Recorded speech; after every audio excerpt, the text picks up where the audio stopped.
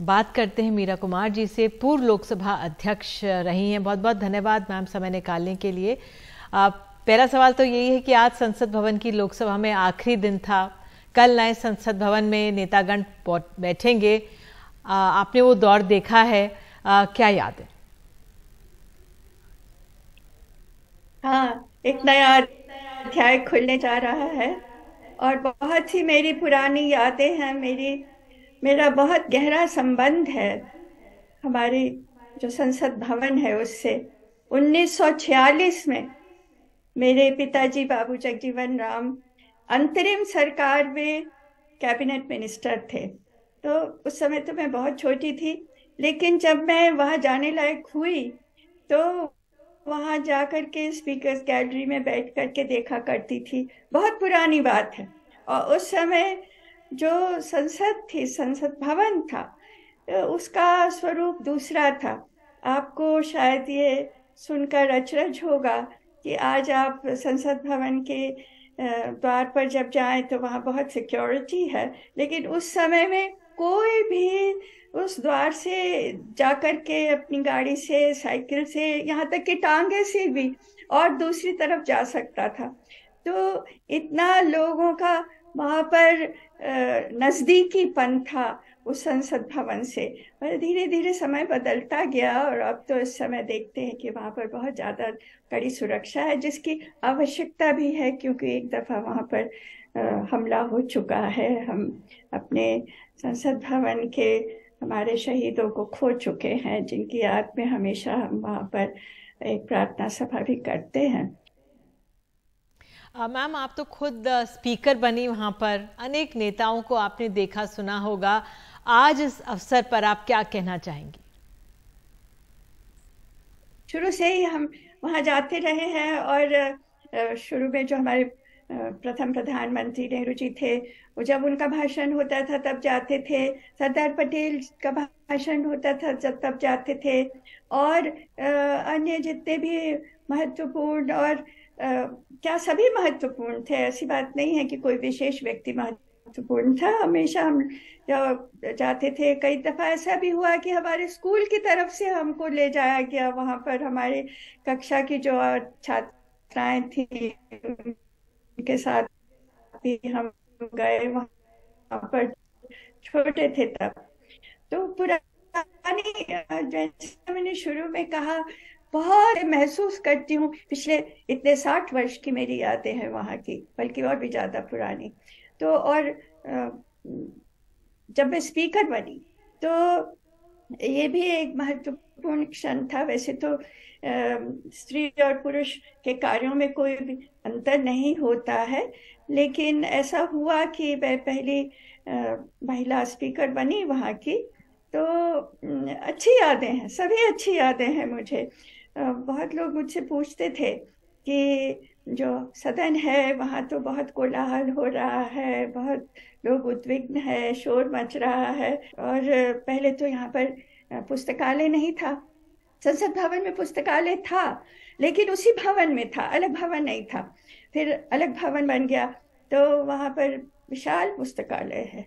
और मैं जब भी किसी भी देश में स्पीकर के रूप में गई तो मैंने हमेशा वहाँ के जो संविधान के प्रति, वहाँ के जो उनके सदन में उनके जो जो कार्य हुए हैं, क्या निर्णय लिए गए हैं, उसकी प्रतियां, और उनके जो राजनीतिक और जो प्रगति हुई है वो लाना जरूर आवश्यक समझती थी, जिससे कि हमारा पुस्तकालय और समृद्ध हो जाए। जी, जो हमारा अभी का संसद भवन है, जो पुराना संसद भवन कल हो जाएगा, उसकी इमारत काफ़ी पुरानी हो गई थी। सुरक्षा को लेकर भी और जगह को लेकर भी चिंताएं बनी हुई थी। आप कैसे देखती हैं स्थिति को? जब मैं स्पीकर बनी तो मुझे महसूस हुआ कि ये जो हमारा संसद भवन है ये तो ऐतिहासिक है, और ये लाल पत्थर से बना है, और इस पत्थर पर प्लास्टर नहीं किया जा सकता। अगर आप इस पर कील ठोक देंगे तो हमेशा के लिए वो वहां पर उसका निशान पड़ जाएगा। तो मैंने एक समिति बनाई जिसमें हमारे देश के जो बहुत ही नामी और बहुत ही प्रसिद्ध हमारे वास्तुकार हैं और हमारे कलाकार हैं और हमारे इतिहासकार हैं, उन सबको रखा और उनकी सलाह ली जाती थी। बल्कि ये भी मैंने नियम बनाया कि अगर एक कील भी ठोकनी है संसद की दीवार पर तो उसके लिए भी इस समिति से अनुमति लेना आवश्यक है। और जो मैं कहती थी कि कभी अनुमति देना भी मत, एक कील ठोकने के लिए भी अनुमति मत देना, क्योंकि मैं नहीं चाहती हूँ कि इतनी खूबसूरत ये जो बिल्डिंग है इस पर किसी प्रकार का निशान लगे या किसी तरह से ये बर्बाद हो।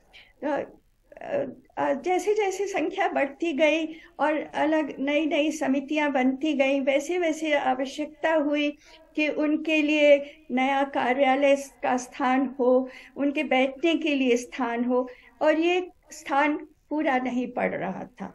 तो इसलिए एक तो संसद भवन को बचाना बहुत जरूरी था। वहाँ फुटफॉल्स बहुत ज्यादा होने लगे, बहुत ज्यादा वहाँ लोग आने लगे, काम के सिलसिले में आते थे, ऐसे नहीं। और हाँ, दर्शकगण भी आते थे, हम तो चाहते थे, मेरे समय में मैंने हमेशा कोशिश किया।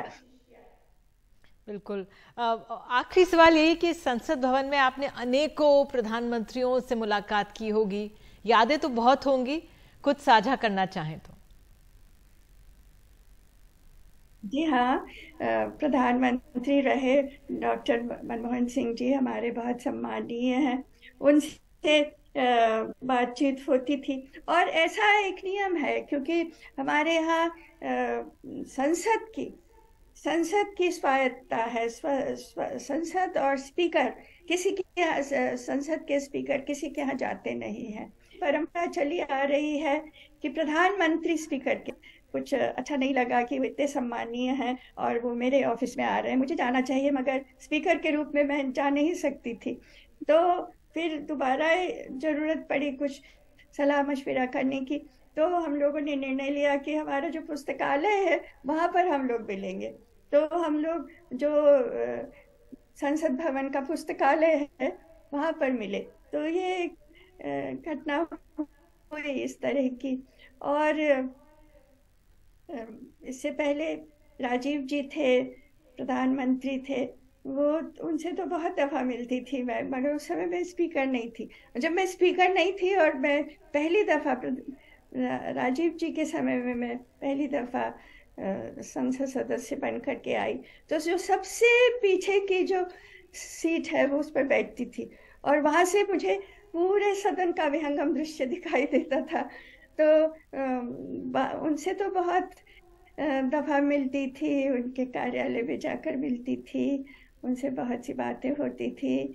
और इससे पहले भी इंदिरा जी के समय में तो मैं संसद सदस्य नहीं थी, लेकिन इंदिरा जी से उस समय तो मैं फॉरेन सर्विस में थी, और उनसे भी मुलाकात होती थी। और नेहरू जी से तो जाकर के हम मिलते थे तीन मूर्ति भवन में, मगर संसद में नहीं मिलते थे, क्योंकि उस समय हम बहुत छोटे थे।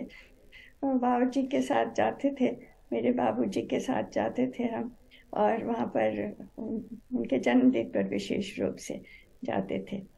तो इन सब से मिले, और भी जितने प्रधानमंत्री हैं सभी से मिलते रहे, लेकिन उस समय हम स्पीकर नहीं थे। बहुत बहुत धन्यवाद मीरा जी हमारे साथ जुड़ने के लिए।